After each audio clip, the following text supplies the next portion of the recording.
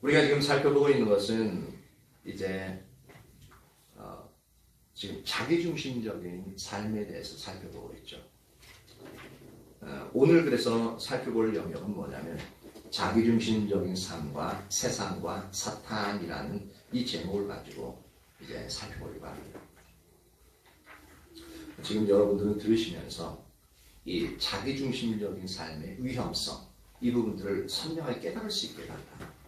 그리고 우리가 어느 방향으로 나가야 될지 언제 선명하게 지시를 받을 수 있도록, 그렇게 그 선명히 볼 수 있도록 그렇게 좀 같이 기도하시면서 그렇게 이제 말씀을 들으면 참 좋겠습니다. 성경 말씀 에베소서 2장 1절 3절입니다. 에베소서 2장 1절에서 3절입니다.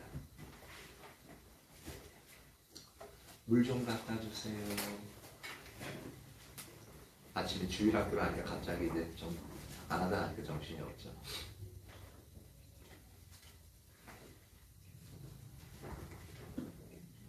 에베소서 2장 1절에서 3절.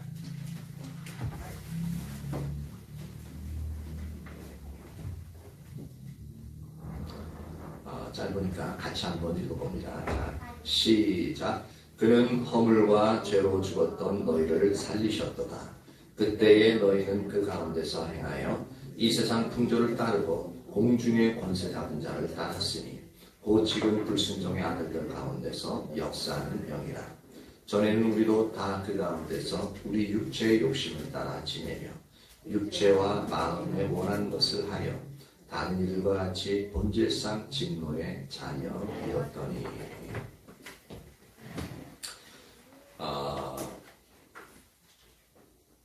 이 구절에 보면은 그는 허물과 죄로 죽었던 너희를 살리셨도다. 그때의 너희, 즉 그때에는 뭐냐면 허물과 죄로 죽었던, 즉 예수님을 모르고 하나님을 모르고 불신자의 삶을 살아갈 때 바로 그때를 말하고 있습니다. 그때 너희는 그 가운데서 행하여, 즉 죄와 허물 가운데서 행하여 뭘 했었냐면 세 가지를 따랐다라고 얘기하고 있습니다. 첫 번째 따랐던 것은 이 세상 풍조를 따랐다. 이 세상 풍조를 따르고 있다. 그리고 두 번째는 공중의 권세 잡은 자를 따랐다라는 말하고 있습니다. 이 세상 풍조는 이 세상의 가치관을 의미하고 이 세상의 문화, 그런 영역을 의미합니다. 그리고 공중의 권세 잡은 자를 따랐다라고 하는데, 이 공중의 권세 잡은 자는 지금 불순종의 아들 가운데 역사하는 영이다라고 또한 이제 다시 얘기하고 있죠. 즉 사단의 세력을 말하고 있습니다. 그러니까 이 세상 가치관을 따랐고 사탄을 따랐다. 그러면서 3절에 전에는 우리도 다 그 가운데서, 즉 이제 세상 풍조와 사탄을 따르는 삶 가운데 있었는데 그 가운데서 우리 육체의 욕심을 따라, 우리 육체, 그러니까 죄의 본성의 욕심, 우리 속에서 일어나는 욕구들이 있잖아요. 그 욕구들을 따라서 삶을 사는데 어떻게 했냐면 육체와 마음에 원하는 것을 하였다. 육체의 욕심을 따르는데 어떻게 하냐면 육체와, 그러니까 육체와 마음에 원하는 것, 그러니까 죄의 본성과 우리 마음에 원하는 것을 행하였다라고 하고 있는데, 쉽게 얘기하면 이런 겁니다. 젊은 그러니까 드라마 보면 이런 표현을 많이 쓰잖아요. 필이 왔어. 그러니까 느낌이 왔다는 거예요. 내가 딱 자각 같은 느낌이 오거나 자기가 어떤 이성을 봤을 때 딱 저 사람은 내가 같이 살고 싶다는 그 딱 느낌이 오는. 그래서 아니면 또 이런 삶을 내가 자유롭고 아주 그냥 즐겁게 사는 삶이 딱 이렇게 살면 내가 행복하겠어라고 딱 느낌이 오는. 그래서 그 삶을 쫓아 나가는, 바로 그런 것들이 육체의 욕심을 따라 지내며 육체와 마음에 원하는 것들을 하였다라는 표현입니다. 그러니까 세 가지를 따랐다고요. 하나는 이 세상의 가치관, 두 번째는 사탄을 따르고, 세 번째는 우리 육신의 마음에 원하는 것, 그것을 따라 우리가 삶을 살았었다라고 과거에 예수 믿지 않을 때 그때를 이제 얘기하고 있습니다. 그래서 본질상 진노의 자녀들이었는데 본질상이라는 것은 원래 멸망할 수밖에 없는 존재들이었다. 그러니까 태어났는데 멸망할 자녀들로 태어났다는 거예요. 그러니까 우리가 아무리 순하게 보이고 착하게 보여도 안타깝지만 성경의 정의를 보면 멸망할 자녀들, 진노의 자녀들입니다. 그러니까 우리 주위에 있어 가장 가까운 사람이 예수를 믿지 않는다. 그럼 긴장해야 돼요. 나는 예수를 믿어서 구원받은 자녀인데 예수를 믿지 않는다면 그는 본질상 진노의 자녀인 거예요. 그럼 우리가 가만히 있을 수 없죠. 나는 천국 가는데 내 가장 가까운 사람이 지옥 가서 나를 거냐. 그건 직무유기예요. 끔찍한 거예요. 나중에 영원히 그 지옥 가 있는데 가장 가까운 사람한테 막 원성을 들을 수도 있어요. 네가 나한테 예수님 잘 소개했으면 내가 믿었을 거 아니야. 막 그러니까 우리가 이런 부분에서 긴장하면서 긴장보다도 절박하게 내 주위에 가장 가까운 사람을 위해서 예수님 모른다면 기도해야 될 책임이 있는 겁니다. 자, 우리가 이 구절을 살펴봤듯이 하나님을 모르는 불신자들은 타락한 본성을 따라 산다라고 말했죠. 정확하게 그게 타락한 본성을 따라 사는 게 뭐냐면 오늘 우리가 살펴보고자 하는 자기 중심적인 삶을 살아가는 것을 말하고 있습니다. 내가 원하는 삶, 내가 추구하는 삶. 그리고 하나님을 모르는 불신자들은 이 세상의 풍속을 쫓아가는 삶이다. 그런데 그것은 이 세상 풍속을 쫓아 사는 것은 뭐냐면 사탄을 따르는 삶이라는 것을 우리가 분명히 인식해야 됩니다. 이게 사탄을 따르는 삶입니다. 우린 전혀 사탄 따르고 싶지 않잖아요. 그렇죠? 세상 사람들도요. 사탄을 따르고 싶지 않습니다. 특별히 사탄 숭배교, 사탄교가 있긴 있어요. 그런 아주 특별한 사람들, 아주 완전히 거기에 넘어가 완전 지배되어지는 그런 사람들, 그런 사람 소수의 무리들이 있긴 있는데 아주 저주하면서 그런 사람들이 있어요. 근데 대부분의 사람들은 사탄을 따르지만 사탄을 따르지 몰라요. 그리고 많은 경우는 뭐냐면 사탄의 존재조차도 인정하지 않습니다. 에이, 그런 게 어디 있어. 그쵸?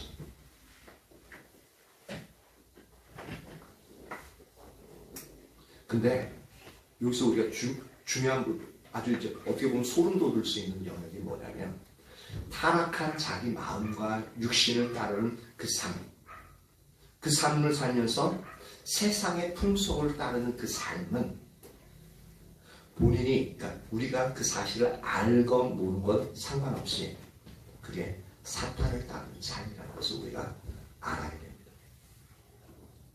근데 이게 감각이 잘 안 오죠. 느껴지지 않죠. 이 자기중심적인 삶, 육신을 따르는 이 삶은 삶과 세상과 사탄은 아주 밀접한 관계를 가지고 있습니다. 밀접한 관계를 가지고 있어요. 어느 정도냐면은 이 세 가지는 마치 삼위일체, 하나님이 삼위일체잖아요. 그쵸? 삼위일체는 뗄래야 뗄 수 없다는 거예요. 세 위격이 계시지만 그것이 하나라고 얘기하고 있습니다. 이거 그러니까 육신을 따르는 자기 중심적인, 자기 육체를 따르는 삶, 내가 원하는 대로 사는 삶과 세상과 이 사탄을 따르는 이 삶은 뗄래야 뗄 수 없는 삼위일체로서 하나가 되어져 있어요. 이걸 제가 자꾸 강조하는 이유가 있습니다. 뗄래야 떨어질 수 없는 절대 불가분의 관계입니다. 일단 이것을 우리가 머리에 넣고요. 그 다음 이제 그 소제목 첫 번째 자기중심적인 삶과 세상에 대해서 한번 살펴보려고 합니다. 아까 말한 것처럼 자기중심적인 삶과 세상은 아주 서로 밀접한 관계를 가지고 있습니다. 즉 내 마음대로 살아가는 삶과 세상의 가치를 따르는 삶은 아주 밀접하게 관계를 가지고 있어요.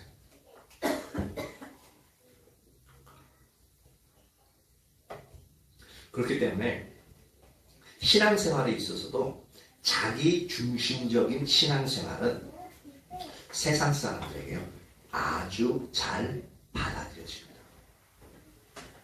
예를 들자면 이런 거예요. 모든 종교들이 보면은 다 개인의 복을 위해서 종교생활을 합니다. 자신의 복을 위해서 종교생활을 하지 않는 사람은 아무도 없습니다. 지금 중동 지역의 자살 폭탄 테러들 이제 IS 그런 사람들도요. 그렇게 이제 자살 폭탄 이제 그 조에 들어가 있으면은 그들은 어떻게 교육받냐면은 자기는 비록 죽지만 그것도 이제 죽는 것도 성전이라고 표현해요. 그러니까 성스러운 전쟁이라는 표현을 씁니다.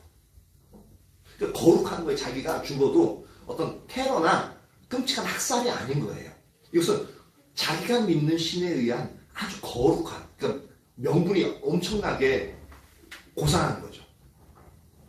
그런 전쟁을 하는데, 그런 전쟁을 하면 자기가 죽어서 이제 그들만의 이제 천국이 있잖아요. 그들만의 천국이 있는데 거기 가면은 엄청난 보상을 받는데요. 그리고 웃긴 건 뭐냐면 거기 가면 여러 명의 아내를 준대요. 그리고 그 자녀들도요, 그 가족들 있잖아요. 그 가족들도 현세에서는 자기가 그렇게 죽음으로 말미암아 큰 축복을 받는다고 그렇게 가르칩니다. 그러니까 그것 때문에 끔찍하지만 자기의 생명을 던져요.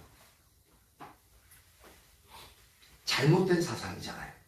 근데 그 잘못된 사상이라 할지라도 뭐에 호소하면 내 개인적인 행복에 호소하면 내 가족의 행복에 호소하면 그것을 내가 받아들일 수 있어요. 그것만이 아니라도 우리 주위에 있는 우리나라에 있는 불교니 하나님의 교회니 여러 이단 종교들도 그렇고 우리 기독교도 마찬가지예요. 가장 근본적인 것은 나의 행복, 내가 원하는 삶을 살아가는 데 있어서 하나님이 도와주는 것, 절대자가 나의 삶을 도와주는 것, 거기에 대한 보상으로서, 거기에 대한 축으로서 신앙에 열심을 갖고 내 물질을 갖고 내가 섬기는 신에게 드리는 것. 그렇기 때문에 자기중심적인, 여기 아까 자기중심적인 게 뭐라고 했습니까? 내가 원하는 삶을 살아가는 거라고 했잖아요. 내가 원하는 삶을 살아갈 수 있는 신앙생활을 얘기하는 것은 예수님을 믿지 않는 세상 사람들에게조차도, 예수를 믿는 사람에게조차도 얼마나 잘 받아들여질지 모릅니다. 그래서 복받아라, 복받아라. 옛날 우리 부흥회 그런 것들 자주 했잖아요. 그러면 아멘 소리가 얼마나 큰지 모릅니다. 그리고 이제 얼마 기도하고 물질 드리고 그러면 이제 축복된다고 막 성경 구절들 얘기해가지고 하면요, 예수 믿는 여러분들도 안 할 것 같죠? 이제 목회자에게 그러니까 축복받을 목회자에게 잘해줘라 하면서 부흥사가 와가지고 아무래도 목사님 이제 여러분 담임 목사들 이제 양복 한번 해줘야겠다. 좀 큰 교회 가서는 뭐냐면 목사님 저 타고 다니는 게 저게 뭐냐고 제일 좋은 거 사주라. 막 그러시는 분들이 있어요. 지금도 있는지 모르겠어요. 그게 다예요. 그러면서 하는 얘기가 뭐냐면, 그러면 여러분 그렇게 한 사람은 복 받는다고 얘기합니다. 특별한 복을 받는다고 얘기해요. 그럼 거기에 하나님이 아니라 복 받는다니까, 그러니까 투자 대비 수익이 많으니까 그것을 할 수 있는 거거든요. 투자했는데 손해가 온다? 절대로 안 해요. 그래서 자기중심적인 신앙생활은 세상 사람들에게조차도 잘 받아들여집니다.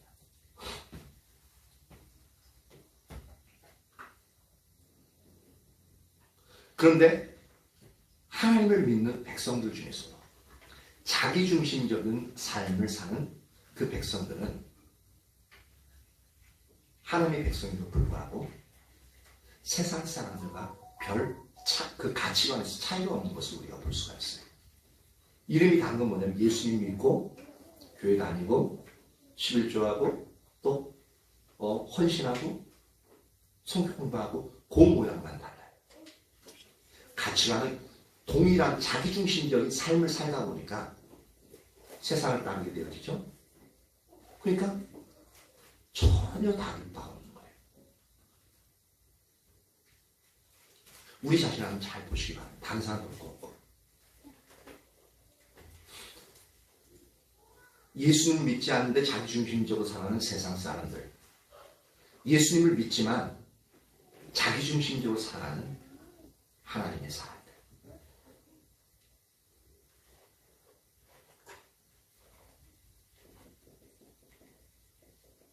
오늘날 대부분의 성도들은 주일이면 교회에 가서 열심히 예배를 드리고 헌금을 드리고 봉사하고 기도하죠. 그러나 많은 경우에 이제 성도들이 세상에서 가장 귀하다고 여기는 것들 있잖아요. 그러니까 자녀들에게 있어서 우리가 자녀들 보면서 세상에서 가장 성공하는 삶을 산다고 하는 그 영역들. 그리고 그것을 얻어내는 방법들. 또한 세상에서 살아가는 목적과 목표와 그것을 이루는 방법들. 안 믿는 사람하고 동일하다는 이 부분에 엄청난 큰 문제가 있는 거예요. 그게 좀 뭐냐면 자기중심적인 삶을 살아가기 때문에 동일한 겁니다. 그래도 예수 믿으니까 세상에서 잘 돼야지. 왜 그런 얘기 많이 해요? 그래야 하나님의 영광을 드러낼 수 있지. 그렇다는 얘기는 뭐냐면 그럼 가난하면 하나님의 영광을 드러내지 못한다는 얘기인가요? 그럼 여러분도 이렇게 물어볼 수 있어요. 그럼 예수 믿는 사람은 돈 많이 벌면 안 됩니까? 그런 얘기가 아니잖아요. 세상 우리가 가지고 있는 그 가치관이 세상이 살아가는 가치관과 동일한 가치관을 가지고 있다는 겁니다. 이 말은 뭐냐면 많은 성도들의 신앙이 자기중심적인 그 삶을 살아가고 있다는 것을 의미하고 있는 겁니다. 우리 자신도 알게 모르게 그러한 부분에 엄청 많이 노출되어져 있습니다. 그건 저도 예외는 아닌 거예요. 그래서 우리가 항상 조심하고 우리가 어떤 영역을 추구하고 있는지 그 부분들을 잘 살펴봐야 됩니다. 그렇다면 이렇게 되어지면 그만큼 신앙이 타락했다는 것을 말하고 있는 거예요. 신앙이 타락한 거예요. 다른 종교들은 신앙이 타락한 게 아니라 그게 신앙의 본질이기 때문에 그냥 그것이 잘 되는 거라고 막 장려를 해요. 근데 기독교에 진짜 하나님을 믿는 성경에서 말하는 그 신앙은 우리가 그런 신앙을 가지고 있으면 타락한 거예요. 그렇다면 올바른 신앙생활을 하는 사람들은 어떤가라는 거죠. 올바른 신앙생활을 하는 사람들은 그 가치관에 있어서도 우리가 가진 가치관에 있어서 빛과 어둠이 다른 것처럼 또한 하나님과 사탄이 다른 것처럼 우리가 세상 사람들과의 가치관과 달라야 하는데 여기에 문제의 핵심이 있습니다. 가치관이 전혀 달라야 돼요. 같은 만약에 물질을 보더라도 이 물질을 어떻게 획득하느냐 그리고 이 물질을 어떻게 사용하느냐 내가 왜 이 물질을 얻기를 원하느냐 여기서 같은 물질을 가지지만 같은 물질을 추구하지만 같은 물질을 사용하지만 가치관이 완전히 달라야 됩니다. 그러면 이 돈이요 그렇게 완전히 다른 가치관으로 우리가 올바른 가치관을 가지고 이 물질을 사용하는 이 물질은요 너무나도 귀하고 너무나도 귀한 것을 쓰이고 사람의 생명을 살리고 모든 사람 운명을 바꿀 수 있는 이 일에 이 물질이 귀하게 사용되어집니다. 그런데 그렇지 않고 나만을 위하고 탐욕을 위해서 물질이 사용되어지면 다른 사람을 파괴하고 나 자신을 파괴하고 그 물질로 인해서 내가 영혼육이 완전히 이렇게 파괴되어져요. 그렇게 파괴시킨 물질로서 이 물질이 존재하게 되어집니다. 물질 자체는 더럽거나 거룩한 그 영역이 아니지만, 근데 이 물질이 우리가 그런 자기중심적인 사고방식을 가지고 있을 때 우리에게 엄청난 타락과 해악을 우리에게 끼치게 되어집니다. 그리고 다른 사람에게 마찬가지입니다. 그래서 올바른 신앙생활을 하는 사람들에 있어서는 그 가치관에 있어서도 세상 사람들과 전혀 방향이 달라야 한다는 겁니다. 그래서 자기중심적인 삶과 이 세상의 이 관계 잘 보시기 바랍니다. 자기중심적인 삶을 살아가게 되면 이 세상의 가치는 반드시 따르게끔 되어져 있습니다. 그럼 신앙생활의 모습도 어떻다고요? 그 모양만 다르지 똑같은 것을 추구하고 있다는 것. 여기서 더 놀라운 것은 뭐냐면, 두 번째 살펴볼 것은 자기중심적인 삶과 사탄의 관계입니다. 이 자기중심적인 삶과 사탄은 아주 밀접한 관계를 가지고 있다고 이제 앞에서 말씀드렸는데, 이 말은 바꾸면 이런 말과 똑같습니다. 우리가 자기중심적인 삶을 살아가는 그 배후에는 누가 있냐면 항상 하나님이 있는 게 아니라 사탄이 있습니다. 다시 얘기합니다.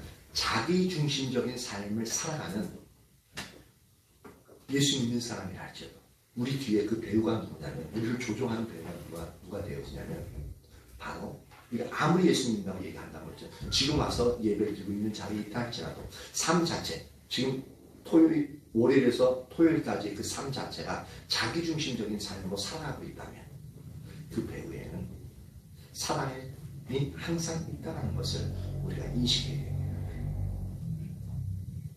그래도 나는 예수님 믿는 사람인데, 예수님을 주인으로 모셔드리는 사람인데라고 생각할 수 있어요.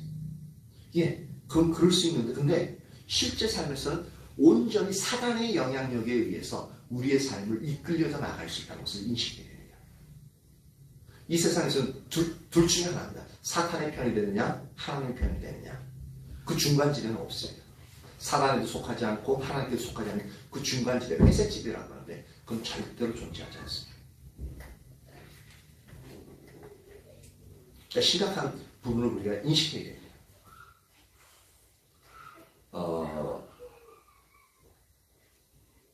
왜 자기중심적인 삶의 배후에는 항상 사탄이 있게 되어지냐면, 자기중심적인 삶의 원조가 누구냐면 사탄이에요. 그리고 아담과 하와가 자기중심적인 삶을 살도록 타락시켰던 자도 사탄입니다. 그렇죠? 그러니까 우리가 자기중심적인 삶을 살면 반드시 우리 배후에는 내가 원든 원치 않든 알든 모르든 상관없이 우리 배후에는 사탄이 있다라는 거예요. 이게 좀 소름이 돋고 무섭고 절대로 그렇게 하지 않아야지 이 마음이 들어야 되는데, 여러분 그 마음 드십니까? 아이, 나도 알고 있는 거 뭐 그렇게 받아들이시는 거예요. 그냥 그렇구나. 근데 저번에도 말씀드린 것처럼 우리가 너무 자기중심적인 삶이 너무 자연스럽다. 그 가운데서 태어나다 보니까 유전인자 자체 내에서 자기중심적인 삶을 살도록 그렇게 DNA 속에 우리가 되어져 있다 보니까 이것이 별로 심각하지 않아요. 그냥 위험하겠구나, 좋지 않은 거구나, 그 정도는 알겠는데, 와, 이거 진짜 내가 이 시간부터 바꿔야겠다 라는 생각, 관리 중에 몇 분이나 가지고 계실까? 그러니까 그것 때문에 아까 제가 시작할 때 기도하시면서 들으시라고 하는 얘기가 바로 거기 있습니다. 마태복음 16장 한번 살펴봅니다. 마태복음 16장 15절에서 26절. 우리가 잘 아는 부분인데요.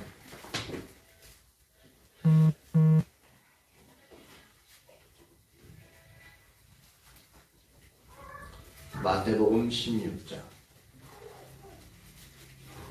15절에서 26절입니다.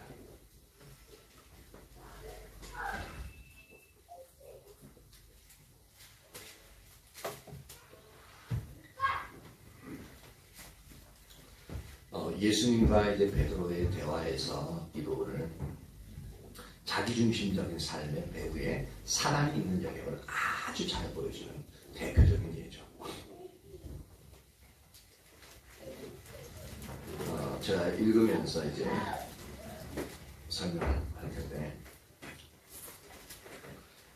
예수님께서 제자들이 이렇게 물으시잖아요. 너희는 나를 누구라 하느냐라고 물으시잖아요. 이렇게 15절에 그렇게 시작합니다. 이르시되 너희는 나를 누구라 하느냐. 그러니까 아주 열정이 뛰어난, 열심히, 특심이 수제자 베드로가 즉각적으로 튀어나와서 하는 말이, 주는 그리스도시요 살아계신 하나님의 아들이십니다. 그렇게 대답하니까 예수님께서 어떻게 하셨습니까? 예수께서 대답하여 이르시되 바요나 시몬아 네가 복이 있도다. 이를 너에게 알게 하니는 혈육이 아니라 하늘에 계신 내 아버지시니라. 이걸 보면은 베드로가 이렇게 튀어나오긴 했지만 다른 11제자들 다 같이 있었잖아요. 그렇죠? 그런데도 유달리 베드로가 튀어나올 수 있던 것은 이 만약에 다른 11제자들도 이것이 사전에 보였다면은 베드로가 동일하게 아마 얘기했을 수도 있어요. 그렇죠? 근데 예수님이 말씀하시는 건 뭐냐면 이것을 너에게 알게 하는 혈육이 아니라 하늘에 계신 아버지께서 알게 했다. 요걸 보면은 유독 베드로에게 이 부분이 선명하게 비춰진 겁니다. 이 부분이 선명히 비춰졌기 때문에 이 영역을 이제 얘기하는 거죠. 그래서 복이 있다라는 표현을 쓴 겁니다. 그래서 베드로에게 알게 한 분은 바로 하나님이셨죠. 근데 여기서 반전이 일어납니다. 그러면서 막 이제 이 반석 위에 교회를 세우고 은배 권세가 이기지 못하고 막 천국의 열쇠를 너에게 줄 것이야. 그래서 네가 땅에서 매면 하늘에서도 이제 이제 매일 것이고 네가 땅에서 풀면 하늘에서도 열릴 것이야. 그렇게 얘기하니까 베드로 기분 엄청 좋아요. 얼마나 한마디 했는데 하나님도 칭찬은, 예수님도 칭찬은 엄청 많이 듣습니다. 그러니까 신뢰도 훨씬 못했어요. 아마 제가 베드로의 입장이라면 너무 좋아가지고 제 목이 딱 올라가고 보라 이러면서 다 이제 이렇게 그렇게 막 우쭐우쭐 되는 그런 마음을 가졌을 겁니다.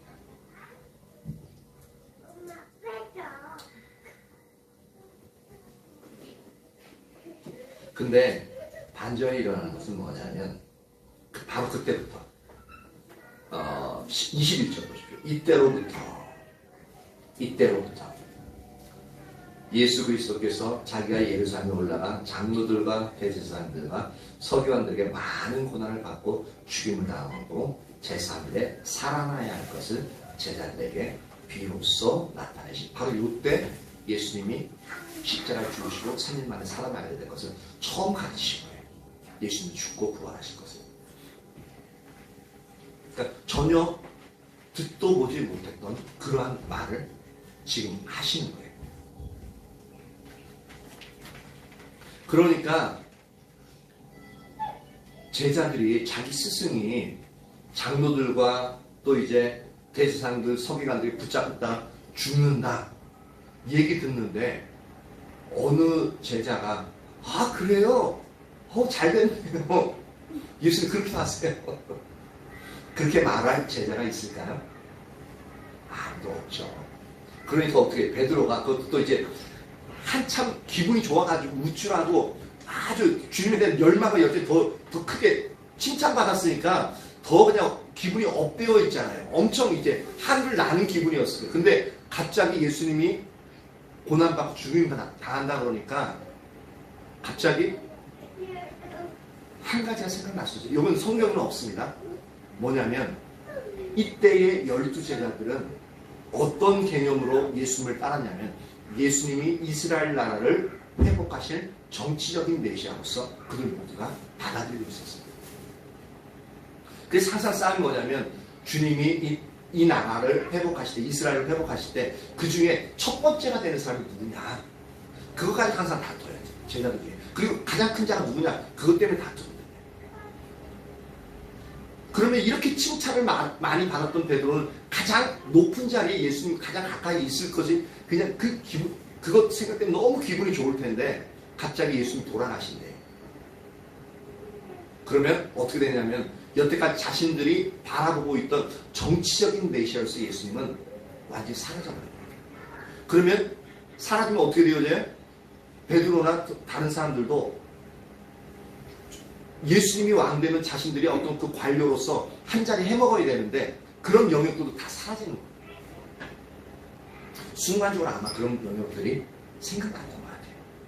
성경은 근데 없습니다. 일단은. 근데 그 말을 듣자마자 베드로가 22절 베드로가 예수를 붙들고 항변하여 이르되 영어 성경 이름은 리뷰크라는 단어가 있어요. 이게 꾸짖다라는 표현하고 똑같습니다. 강력하게 해요. 강력하게 되면 주여 그리마옵소서. 이 일이 결코 죽게 미치지 않을 겁니다. 그래서 나중에 보면 베드로가 예수님을 위해서 죽을 까고까지 합니다.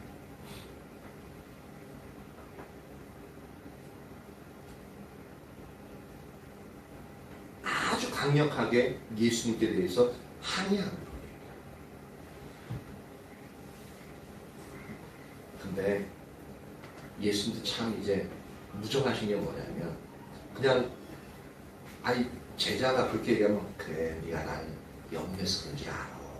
네가 나를 어떻게 사랑하는지 내가 알아. 그렇지만 나도 이렇게 설명해 주시면 얼마나 좋아요. 그쵸? 저 같으면 설명해 주지 않았을까? 근데 예수님은 딱 이렇게 앞서 가시다 베드로 그러니까 뭐냐면 예수 23절에 보니까 예수께서 돌이키시며 그러니까 앞서 가다가 뒤돌아 봤다는 얘기예요. 돌이키시며 베드로에게 이르시되 아주 큰 상처가 된 말을 하시고 이 사탄아 내 뒤로 물러가라. 너는 나를 넘어지게 하는 자로다. 조금 전까지 완전 천국에서 왔다 갔다 하던 베드로였는데 갑자기 사탄아 내 뒤로 물러가라. 너는 나를 무너지게 하는 자야. 아까 전에 이 베드로 위에 이 반석 위에 교회를 세울 거야. 천국의 열쇠까지 줄 거야. 했는데 사탄아 물러가라. 너는 나를 넘어지게 하는 자야.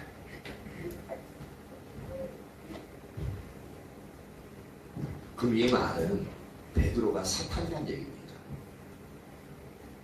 베드로가 사탄이었습니까? 근데 사탄이라고 불렀잖아요. 왜? 아니 그럼 자기 스스로 그렇게 처참하게 죽는다는데 제자들 입장에서 그냥 가만히 있어요? 그렇게 아까처럼 이제 아유 그렇게 하세요. 막 박수치고 그렇게 할까요? 그것도 아니잖아요.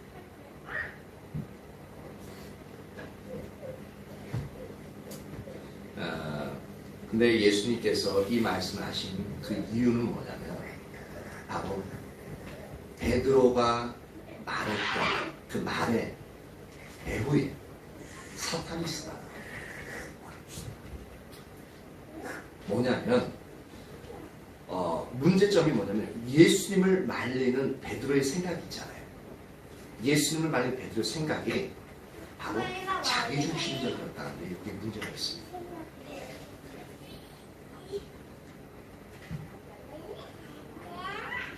그래서 뭐라고 하고 있습니까? 23절에 네가 하나님의 일을 생각하지 않고 도리어 사람의 일을 생각합니다. 근데 우리가 그냥 보기에는 아이 사랑하는 내가 섬기는 가장 존귀한 주님이 이렇게 고난받지 않도록 마음을 갖는 것이 나쁜 마음은 아니잖아요. 충분히 이해할 수 있잖아요. 저는 되게 그 말 하면은 되게 위로받을 것 같아요. 위로받을 것 같은데 근데 예수님은 바로 그 인간적인 부분이 아니라 베드로가 그 말을 하게 되어진 그 뒤에 아주 웅크리고 숨어있는 그 존재를 보신 겁니다. 그래서 사단아 내 뒤로 오라. 너는 나를 넘어지게 하자. 예수님도 십자가 지기 싫어하셨다는 거 아시죠? 금시초문이세요?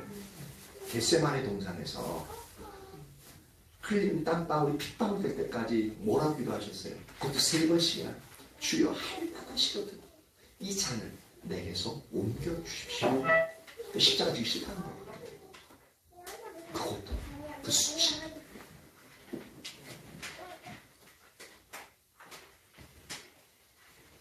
근데 여기서 만약에 베드로의 생각을 그래 나를 생각하는 높음이 없어서 딱 받아들이면 어떻게 됩니까? 그러면요 동일하게 베드로 때문에 하와 때문에 아담이 넘어진 것처럼 베드로도 예수님이 넘어진 것처럼 상황이 되십니다. 그러니까 사단아 베드로 물러가라. 너는 나를 넘어지게 하는 자로다 라고 말하고 있습니다.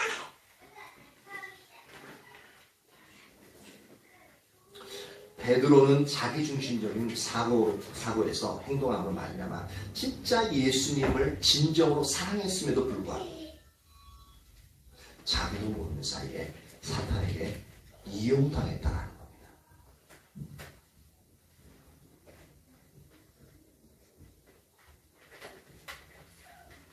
이게 우리가 인간적으로는 받아들일 수 있지만 하나님의 관점에서 받아들일 수 없어서 너무 냉담하게 여겨지는 사람들도 있잖아요. 특히 리더들 중에 그런 사람들이 많이 있습니다. 왜냐하면 리더들은 진짜 하나님께 헌신되는 리더들은 인간적인 감정이 따라가는 게 아니라 순간순간 딱 어떤 일들이 생길 때 하나님 중심에서 하나님 관점 딱 얘기하기 때문에 그 사람의 사이와 관계가 좋았다 해도 갑자기 엄청나게 상처되는 말을 하는 경우가 되게 많습니다.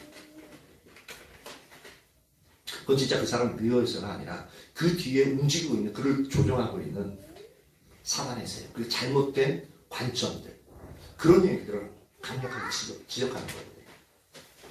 우리가 근데 그것을 의도를 모르면 엄청 상처 있고 그 리더를 막 욕하게 되어지고 싸우고 막 그 단체를 이제 막 나오게끔 되어지죠. 근데 우리도 이제 그런 영역을 그러니까 여기서 가장 상처 입을 사람 바로 베드로에게 나 예수님 그렇게 안 받는데 나 몰라 그냥 눈물 흘리면서 도망가야 될 사람이 바로 베드로예요. 그러면 이제 가르치라는 차 베드로 왜 그래? 예수님 진심 그거 아니잖아. 몰라 나 상처 입었어. 가. 오늘날 우리가 그런 일들 많이 하잖아요. 그렇죠? 그러면서 예수님이 제자들에게 하시는 말씀이 그 다음 구절 한번 보십시오. 24절에 누구든지 나를 따라오려거든 자기를 부인하고 자기 십자가를 지고 나를 쫓아야 된다 라고 말하고 있습니다. 즉 자기를 부인하라. 여기 자기를 부인하는 것은 이 자기가 바로 자기중심적인 삶, 이 자기중심의 가치관을 절대로 가져서는 안 된다는 얘기를 하고 있습니다. 그러면서 동시에 자기중심적인 가치관을 내려놓을 뿐만 아니라 동시에 추구해야 될 뿐 뭐냐면 자기 십자가를 지라는 겁니다. 예수님도 예수님의 십자가를 졌죠.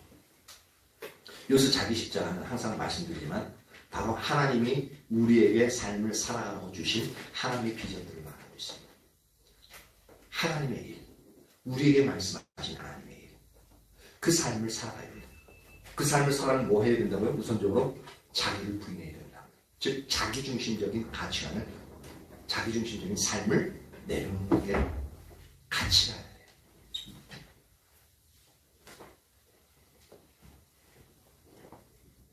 그래야만 사단의, 우리도 알지 못하게 사단의 계략에 넘어가지 않을 수 있다.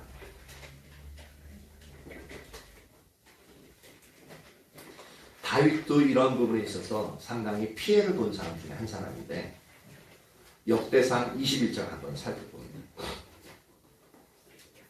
역대상 21장.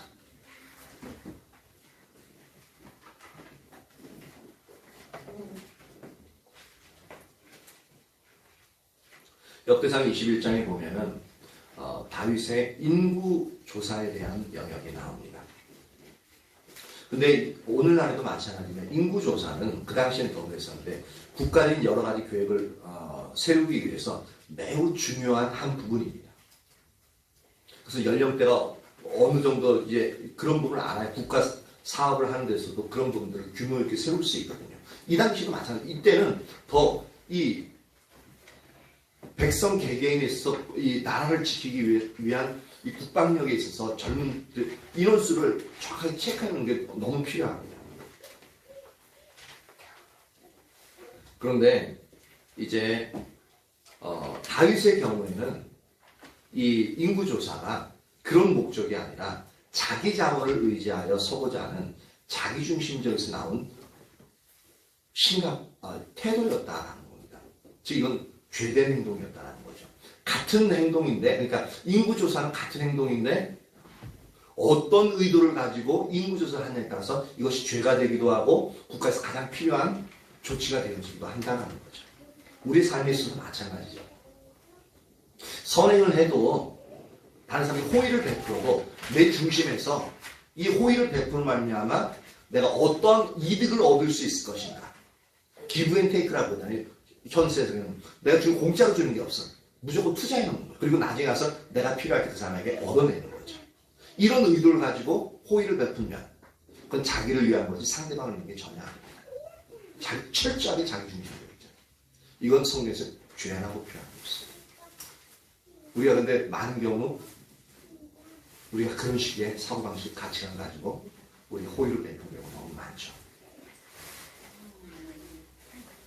그리고 근데 호의를 베풀어도 진짜 이 사람만을 위해서 다른 거 받을 생각하지도 않고 이 사람이 도움을 받아야만 지금 현재 이제 될 상황이기 때문에 자기가 어떤 희생을 감수하고서 이렇게 하는 그러면은 이 사람은 그 마음 그대로 그걸 알아요.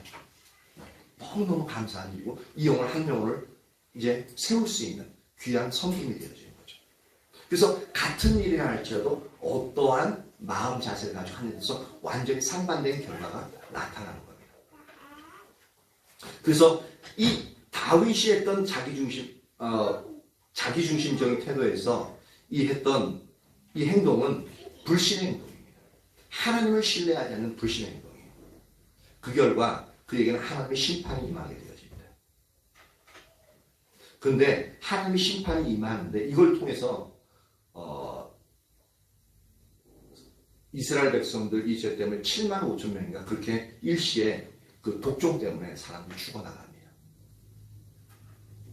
근데 이 다윗에게 그렇게 인구조사하도록 미혹했던 대상이 누구냐면 바로 사탄의 뒤에 배후의 세력이 있었던 것을 볼 수가 있습니다. 역대상 21장 1절 한번 봅니다. 21장 1절 사탄이 일어나 이스라엘을 대적하고 다윗을 충동하여 이스라엘을 계수하게 하리라. 다윗은 그저 인구조사인데 근데 그 뒤에 인구조사를 하겠던 근본적인 충동을 했던 유혹을 했던 게 누구냐면 사탄의 뒤에서 했다라고 말하고 있죠.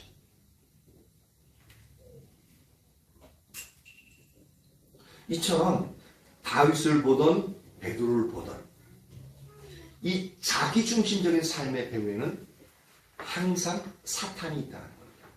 우리의 삶에 있어서도 우리의 자기중심적인 삶을 지속적으로 하길 원하고 그것을 버리기 싫고 또 그것을 하면 좋은 그 중심에 있어서 그 배후는 항상 누가 있냐면 사탄이 우리로 하여금 그래 그게 오라 네가 편하지 그렇게 해야 네가 행복하지 그렇게 해야 네가 합당한 보상을 받는 거야.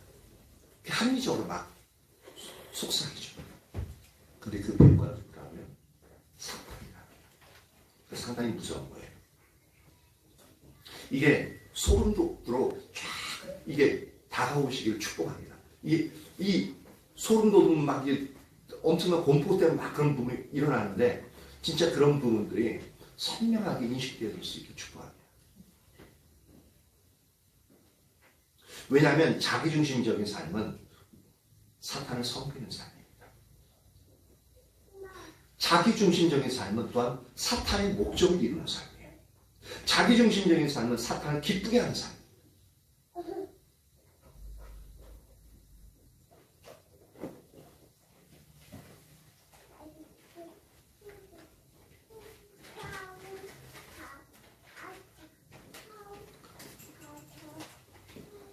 근데 우리는 이걸 잘 모르잖아요. 이렇게 생각 안 하잖아요. 그렇죠? 근데 생각은 안 하는데 실제로 이 일들이 영적으로 이 일들이 우리 배 위에서 일어난다는 겁니다. 그래서 심각한 거예요.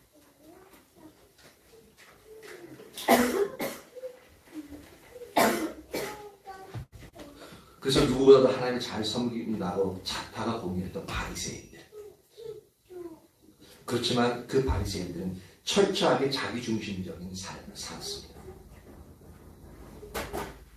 그래서 예수님은 그 바리새인들을 보면서 뭐라고 말씀하시냐면 너희들은 너희의 아버지인 마귀의 원하는 바를 성취하고 있다라고 그렇게 말씀하십니다.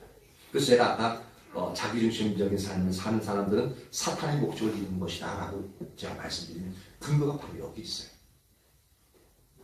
요한복음 8장 41절과 44절입니다. 한번 찾아보시죠. 요한복음 8장 41절, 44절입니다.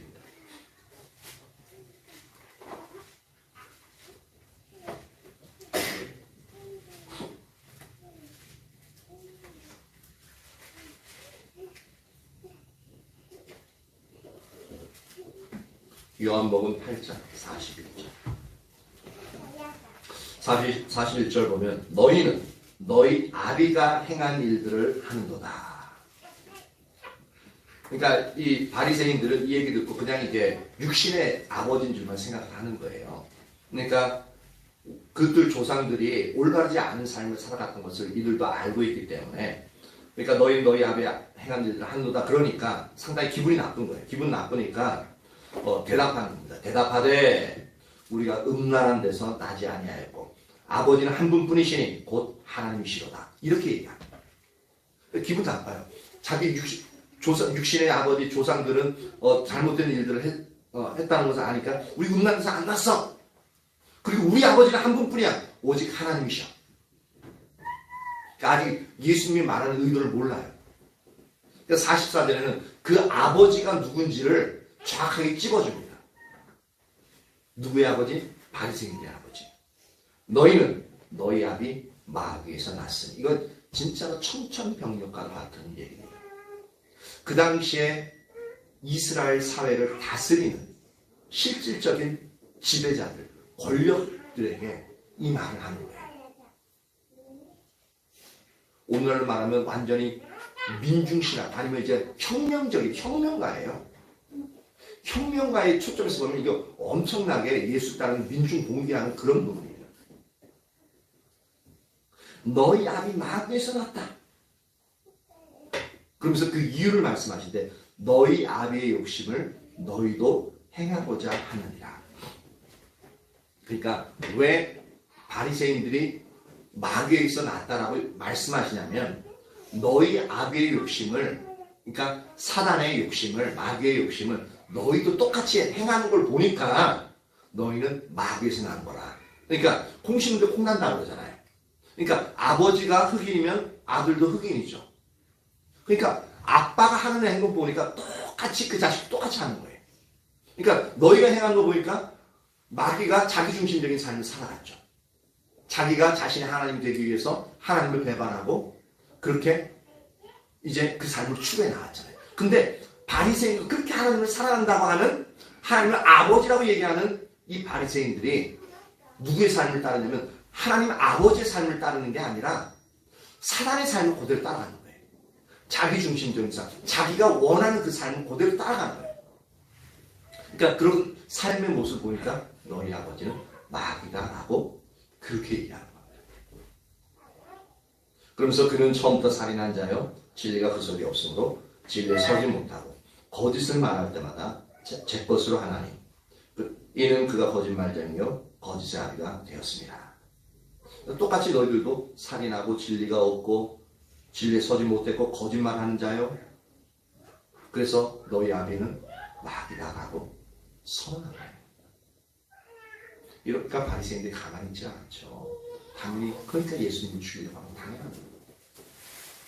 이 의미를 진정으로 알았다면 회개하고 돌이키고 그 앞에 꼬꾸라져서 주님 제가 어떻게 하면 구원받을 수 있겠습니까? 그렇게 했을 텐데 근데 사회적인 분위기도 그렇고 절대로 그 당시에 사람들은 절대로 이 말씀을 깨닫을 수 없었던 겁니다. 과연 우리는 깨닫고 있느냐는 것. 이 말씀에 비추면 우리도 너희 앞에는 막인이라고 그렇게 예수님 말씀하시더니 할 말이 없어요.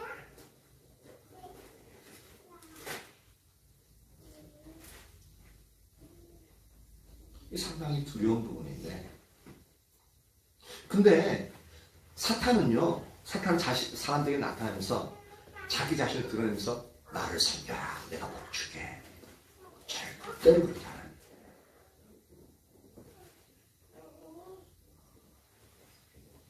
그럼 사탄은 뭐라고 우리에게 속삭이는데 뭐라고 속삭이냐면 사탄을 섬기라고 얘기하는 게 아니라 너는 너를 위해서 살아. 그게 가장 행복한 거고 네가 잘 돼야지. 그래야 네 자식도 잘 되고 자식이 잘 돼 또 너 잘 되는 거 아니겠어? 너를 위해서 살고 뭐 남을 위해서 살고 희생할 게 뭐 있어. 너를 위해서 살아야지. 그러니까 우리 자신을 섬기라고 항상 유혹합니다. 근데 분명히 할 것은 자기 자신을 섬기는 삶이 사단을 섬기는 삶이라는 겁니다.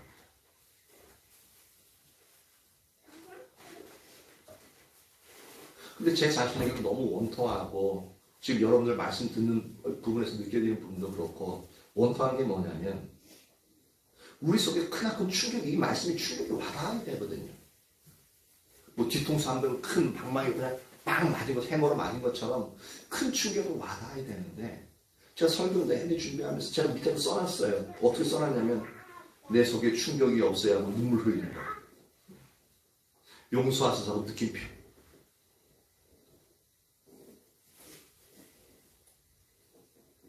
진짜 심각한 거거든요.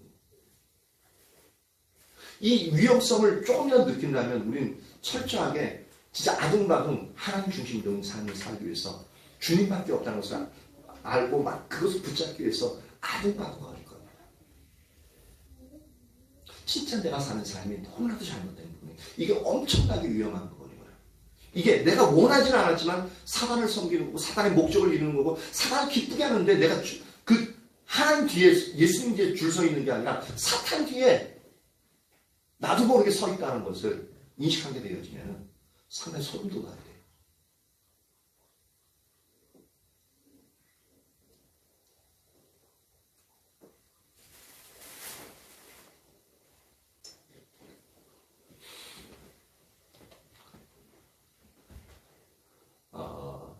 진짜 성령님이 지금 현재 이 시간 우리에게 임하셔서 우리가 얼마나 위험한 상황 가운데 있는지 그렇게 철저하게 깨달을 수 있기를 그런 은혜를 부어주시길 예수님의 이름으로 축복합니다. 그래서 철저하게 우리가 아둥바둥 주님의 하나님 중심적인 삶으로 돌이키는 예수님밖에 없다는 진정한 행복을 주님은 예수님밖에 없다는 그 영역을 선명하게 깨닫고 그렇게 주님 앞에 돌이킬 수 있는 저와 여러분이 되어지기를 예수님의 이름으로 축복합니다. 예, 반주자 나오세요.